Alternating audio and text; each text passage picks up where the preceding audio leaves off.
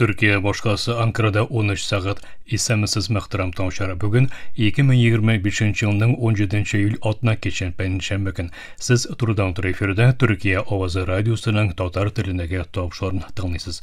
Bizim programma 16 metrlik kıska dolğunun 17.615 kilo kesişliğinden Türksat 3A hem Türksat 4A yarışları bilen 3 tapqır w.trt.dinna.com internet adresi aşağı hem kısa telefonlarının TRT Dinna qoşumtasından Voice of Turkey Vod East Radio kanalından topşula. Topşubuzdan bugünkü çaralışında sınga haberlerden soň Türkiye'nin tışkı siyaseti programısın hem Tatarlarının Türkiye'ye muhacirligi yazmasını taqdim eterbiz.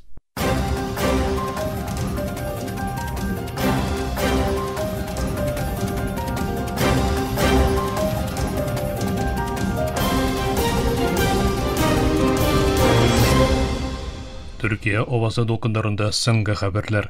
İsrail'nin Suriye boşqası Dimeşk'e soğan yaڭa hava hücumlarında kim degende 3 kişinin ömrü üzülgen, 34 kişi yaralangan. İsrail hərbi çıxışları Dimeşk'tagi Gümüşta boşluğu kompleksi bilen İlbaş idaresi sarayı dep bilingen Kasr el Şaabni nişan etip algan. İsrail armiyası hava hücumlarını rastlap İlbaşı sarayına hücumның kisatu maqsatlı boluğun alğa sürdi. İsrail reaktiv çıxışları Mondan tыш Dimeşk tiresindeki Dera hem Katana şəhərlərində də bir türküm hava hücumun uyuşturgan. İsrail şərşənbə günü Gazada 68 kişini öldürgen. Xalq buluşlar arasında yardım taratı orunlarında azıq-tuliq, aşamlıq alu ümidi bilen ketken hem Күз yaşlandırgıç gaz arkasında boğulup ömürleri üzülgen açlık içindeki grajdanlar da var. Hücumlar Khan Yunus, Nusrat koşaklarla giren Gaza şehri, Cibaliye, Deir el-Belah hem Net Zarim koridorunda yasalgan. Türkiye Tışqı İşlər Ministerliği İsrail'nin Dimeşk üzegini yasagan soňgy hava hüjumlaryny gaýyplap, bu hüjumlarynyň Suriýe görsetken tynçlyk, toturukluluk hem imenlik duruşlaryny maksus rawişde bele turup bozuwny maksat etýän bildirdi. Ministerlik İsrail'nin Dimeşk'e soňgy hüjumynyň muňa kadar Suriýanyň künýagyna yasalgan harbiy gatnaşuwyndan soň oýuşturulygyna ýygtybarny berdi. Bu gamelniň Suriýanyň tynçlykny hem tertipni ýoňadan urnaştırуу turuşlarına karşı sabotaj üzünçeligin yirtüğüne basmasadı. Ankara, munday gamellerinin soğuş bilen tarmar etilgen ilinin jaýga solu yolunda erişken sirek fursatına bozu riskine ие boluğun iskerti buzdu. İsrail organları Filistin jedekçiligindäki El Halil Jirli hakimiýetiniň İbrahim meşidi bilen beýle idari wakaletlerin gamelden çygaryp, bu wakaletlerini legitim bolmagan Yahud kilip urnaşuşylarynyň dini şurasyna topşyrdy. İsrail okupasiýasy ostyndaky El Halilniň İskeşer tübeginde ornaşkan İbrahim meşidi ýakynça 400 kanunsyz İsraille kilip urnaşuşy tarapyndan şolgap alıngan wasiýetde 1500 ýakyn İsrail gaskeri tarafından da saklana. İbrahimi dinlerine göre bu meşid kompleksinde Hazreti İbrahim hem gaýlesiniň kabirleri boluğuna ışanılı. Türkiye Tışqı İşlər Ministri Hakan Fidan Birleşik Milletler Uşması İminlik Şurasyna mürajaatynda İsrail'nin Gazada yasagan genotsidin keskin rawişde gaýplady. Minister Fidan soğuşnyň Filistin töbegin konslagerga aýlandyrýan hem İsrailni tyrynçlykny sistemaly rawişde nişan etip aluda gaýplady. Gazada 2 milyondan köbrek kişiniň onatılmaslık koyka hasret, mihnetler içinde yaşawyn bildirýän Fidan, töbekde kömek rawişde öz jidlerinden köçürtülüge, keng taralgan jemberüge, ýok etüge hem humanitar ýardamdan bile turup, maksus rawişde totgarlanyna da ýygtybarny ýöneltdi.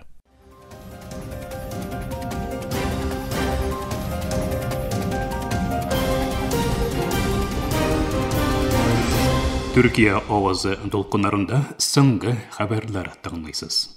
Ukrayna ilbaşı Volodymyr Zelenski ilinin saklanu sanagatyn nıgıtu turşuklaryny arttırganda kilesi 6 ayda Ukrayna quralarynyň ýordasynyň ilde yasaluwyn dilegin jetkirdi. Çarşamba günü ortaklaşılgan video yazmada Zelenski vazifadan gitecek Premier Minister Deniz Şmigal hem Saklanu Ministeri Rüstem Umerov bilen Saklanu Ministerliğinin bundan soň Kural yetiştirүү ülkesinde dağında aktif bulacağığı meselesinde kilişiwini aýtdy. Украинада ясалган кораллар хәзерге вакытта фронтта һәм операцияләребездә кулланучыларның якынча 40%-ын тәшкил итә. Бу бәйсезлек тарихыбыздагы иң зур сан, диде Илбашы. Зеленский, максатыбыз яңа хөкүмәтнең беренче 6 айында җирле җитештерүне киңәйтеп, Украинада ясалучы корал күләмен 50%-ка җиткерү. Моның мөмкин булуына ышанам, ләкин җиңел булмачак дип искәртеп узды. Зеленский Украинаның җирле корал җитештерү көчен аеруча көнбатышлы партнерлар белән хезмәттәшлек өчен арттыру зарурлыгын күп тапкыр ассыклады. Хөкүмәт Русиянең Украина шәһәрләренә ясаган бер туктаусыз һөҗүмнәренә каршы туру өчен кешесез һава аппаратлары һәм һава саклау системаларының җитештерелүенә өстенлек бирә. Киевтагы хәрби рәсми зат башкаланы саклау максатыннан чыгып, кешесез һава аппаратына киртә кую программасы өчен 6 миллион 200 мең долларлык фондның барлыкка китерелүен җиткергән иде. Исландиядә 2023-тән бирле 9-нчы вулкан атылды. Янартауның артуы һава юлы хәрәкәтенә тәэсир итмәсә дә, якын төбәктәге һава сыйфатының бик начар булуы җиткерелде. Рәсми затлар төбәк халкын тәрәзәләрне ябык тоту турында кисәтте. Мөхтәрәм тыңлаучысыз, Төркия авазы документарында соңгы хәбәрләр тыңладыгыз.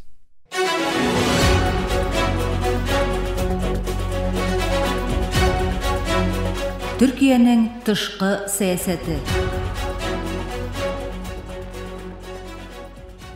Төркиянең тышкы сәясәте тапшу тезмәбезнең бүгенге чаралышында Африка мөгезендә кардәшлек һәм хезмәттәшлек үрнәге Төркия-Сомалия стратегик уртаклыгы темасына тукталып узарбыз. Халыкара мөнәсәбәтләр белгече, фән докторы Җәмил Дуач Ипәкнең мәсьәлә турындагы аңлатмасын тәкъдим итәбез.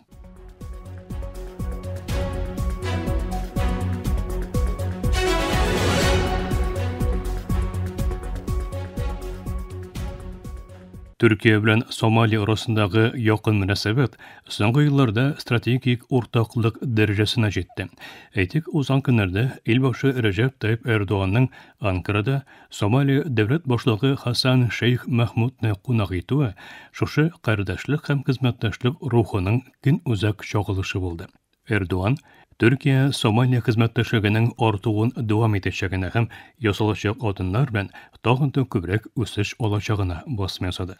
Шулай ук шушы очрашу вакытында Эрдоган Сомалиянең террорчылыкка каршы көрәшендә төрек милләтенең янында булырга дәвам итәчәген белдереп, Сомалиядә милли бердәмлекнең урнаштырылуының мөһимлегенә игътибарны юнәлткән иде.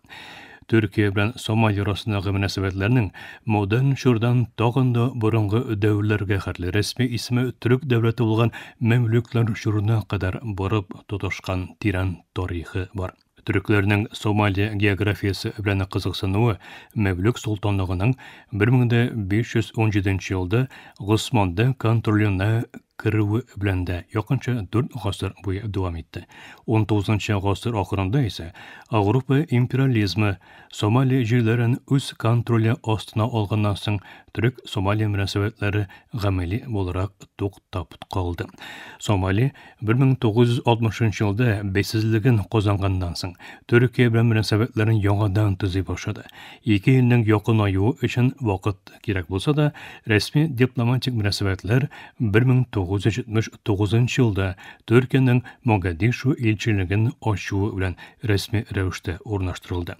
1991 елда Сомалия дәүләт корылышы җимерелгәннән соң Төркия Могадишу илчелеген вакытлыча ябып торырга мәҗбүр булса да, мөнәсәбәтләр тулысынча өзелмәде. Төркия хаос эчендәге Сомалиягә халыкара тынычлык көче тырышулары һәм гуманитар ярдәмнәр аша булышырга тырышты. Төркия-Сомалия мөнәсәбәтләрендә төп тизләнеш 2011 елдагы тарихи бурылыш ноктасы белән башланды. Сомалиянең 2011 елда яшәгән зур корылык һәм ачлык фәлакәте халыкара җәмәгатьчелекнең игътибарын җәлеп итмәгән булса, Төркия гуманитар дипломатия миссиясен алгы планга чыкты. Ул чакта баш министр булган Рәҗәп Тайип Эрдоган 2011 елның август айында Сомалиягә барып, дөньяда резонанс тудырган гуманитар ярдәм адымын башлатты.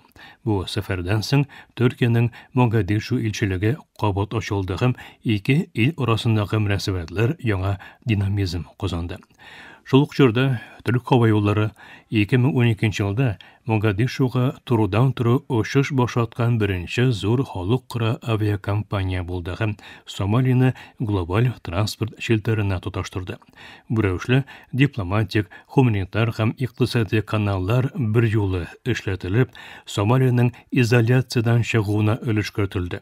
Төркия 2012 елдан соң Сомалиядә дәүләт төзелеше барышына актив ярдәм күрсәткән иң мөһим актерга әйләнде.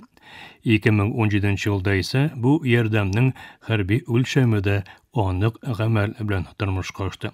Төркия Могадишуда Сомалия армиясын әзерләүче чит илләрдәге иң зур хәрби өйрәтү корылмасын ачты.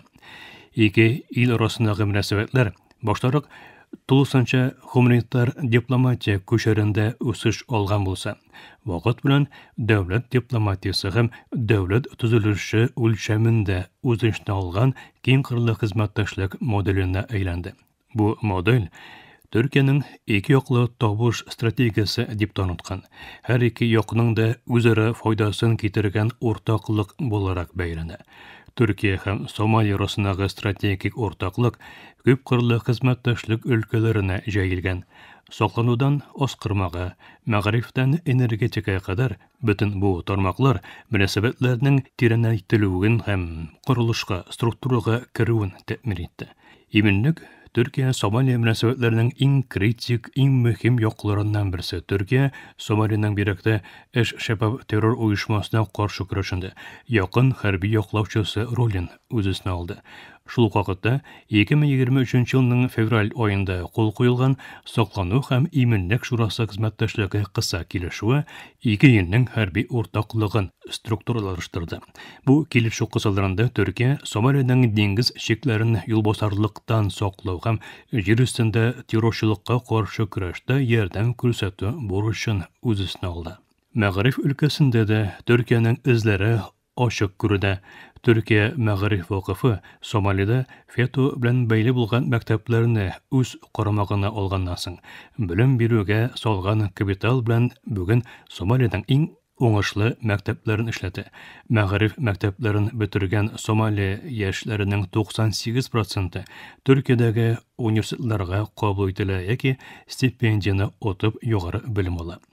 Төркия Аден култыгы һәм Һинд океанындагы диңгез куркынычсызлыгын арттыру максатыннан чыгып, Сомалия белән якын хезмәттәшлек урнаштырды. Бирәктә Төрек диңгез көчләре төбәктә НАТО һәм халыкара миссиялар кысаларында патруль эшчәнлеген башкара һәм Сомалия киңлегендәге юл басарлыкка каршы көрәшкә өлеш кертә. 2020 елларның башында Төркия белән Сомалия диңгез куркынычсызлыгы өлкәсендә тагын да алга китеп, уртак инициатива камилләштерделәр. 2023 елда имзаланган Саклану һәм икътисад хезмәттәшлеге кыса килешүе нигезендә ике илнең уртак диңгез көчләренең төзеләчәге һәм Сомалия территориаль суларын 10 ел буе бергә саклаучагы игълан ителде. 2024 елның март айында Төркия белән Сомалия арасында Сомалиянең ачык диңгез ярларында нефть һәм табигый газ эзләү эшчәнлеген үз эченә алган килешү меморандумына кул куелды. Төркия шушы инициатива белән һәм дус Сомалиянең икътисади үсешенә өлеш кертүне һәм дә үз энергия куркынычсызлыгы өчен яңа чыганак булдыруны максат итә.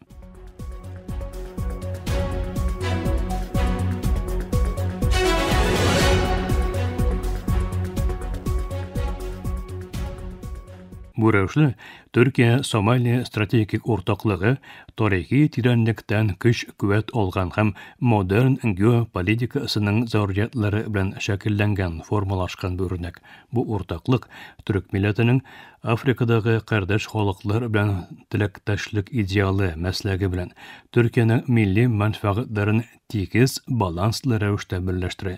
Ике ил арасындагы багланышлар ныгыган саен Африка мөгезендә тынычлык, тотрыклылык һәм үсеш өметләре дә көчәя бара. Төркия белән Сомалиянең бергә алып барган проектлар төбәктә яңа көч тигезлеген булдырган булса, бер үк вакытта империализм мирасының яраларын бетерә һәм җирле халыкларда өмет уяндыра.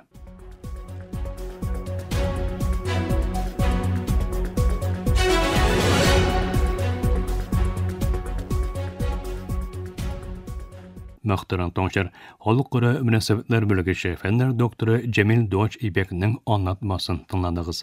Киләсе тапшыруда күрешкәнгә кадәр исән иман булыгыз.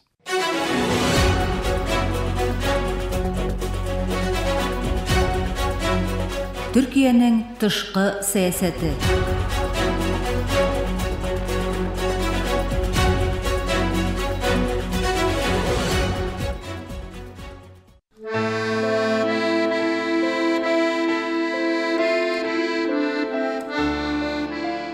Татарларның Төркиягә мөхаҗирлеге.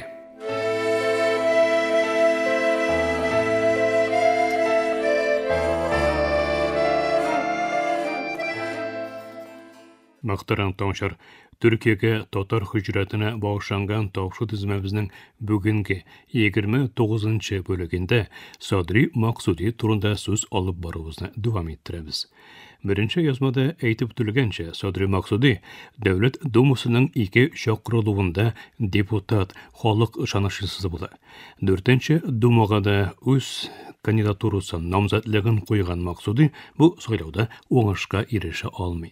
Шуннан соң ул Питер шәһәреннән Казанга кайтып китә. Максуди Казанга кайткач, белем алуын дәвам иттерә.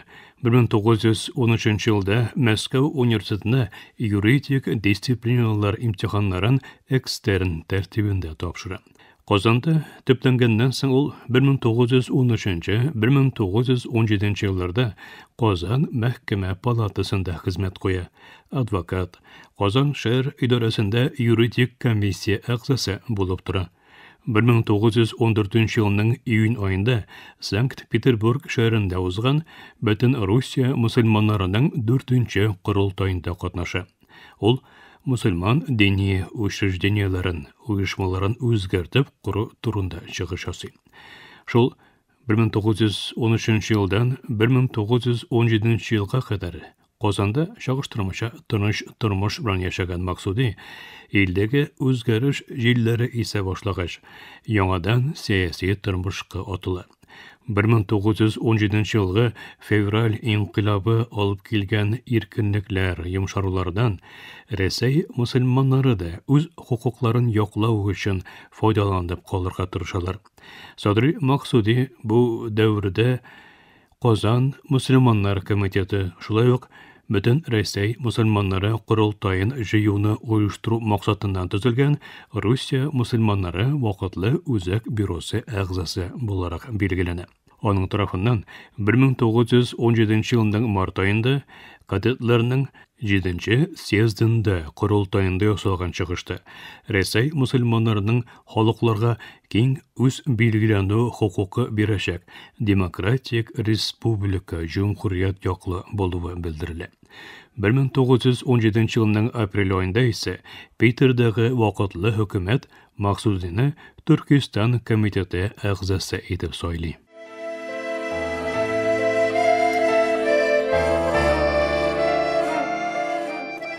Вакытлы хөкүмәт тарафыннан Төркистан комитеты әгъзасы буларак билгеләнгәч, ул эш сәяхәте белән Ташкентка китә.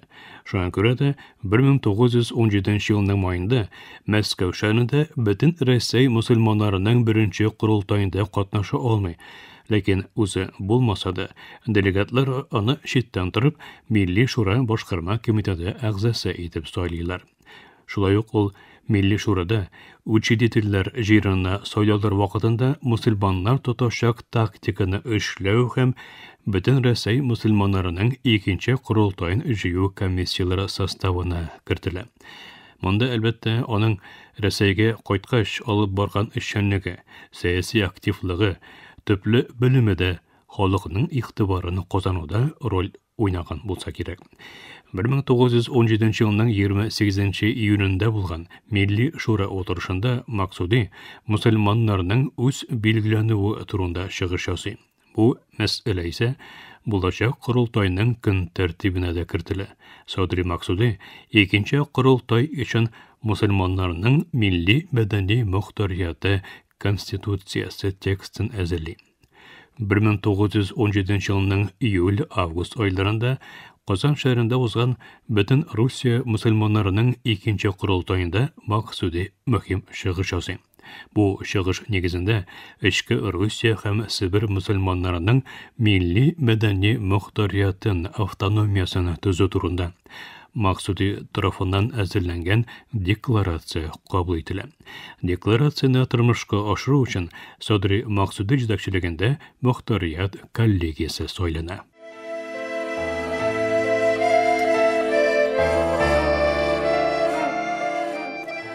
Максуди 1917 елның август айында Мәскәүдә булып үткән дәүләт киңәшмәсендә катнаша.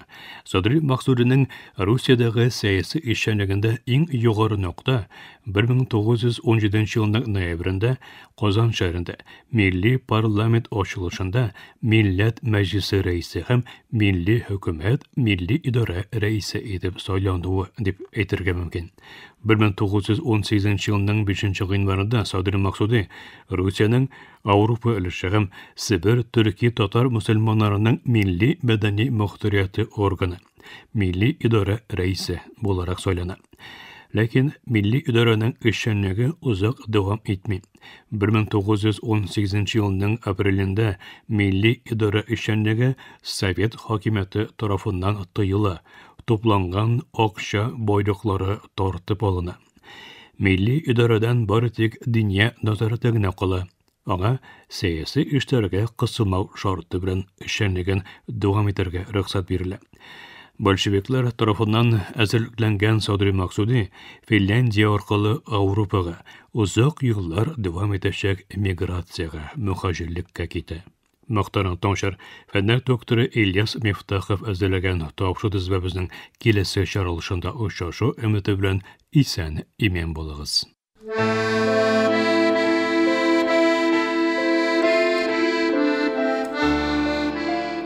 Татарларның Төркиягә мөхаҗирлеге.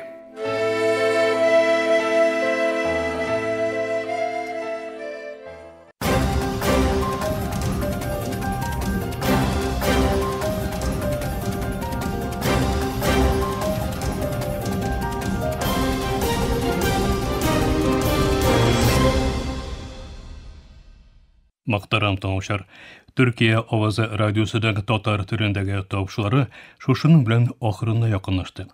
Безнең программа һәр көн Төркия һәм Казан вакыты белән көндезге сәгать 1дә 16 метрлы кыска толкынның 17615 килогерц эшлегеннән Төрксат 3А һәм Төрксат 4А ярышны белән 3 тапкыр w.trt.dinna.com интернет адресы аша һәм кесе телефоннарының TRT Dinna тыңна кушымтасыннан Voice of Turkey Вот East радио каналынан тапшыла. Ярты сәгатьлек тапшырыбызның кабатлавын Төркия һәм Казан вакыты белән сәгать кичке 8 артыда 42 дәрәҗә көнчыгыш юнәлешендәге Төрксат 3А һәм Төрксат 4А ярышлары белән 3 тапкыр w.trt.dinna.com интернет сәхифәсе аша Вот Вес радио каналынан тыңлый аласыз. Әлегә без сезнең белән саубуллашабыз, эфирдә киләсе очрашуга кадәр.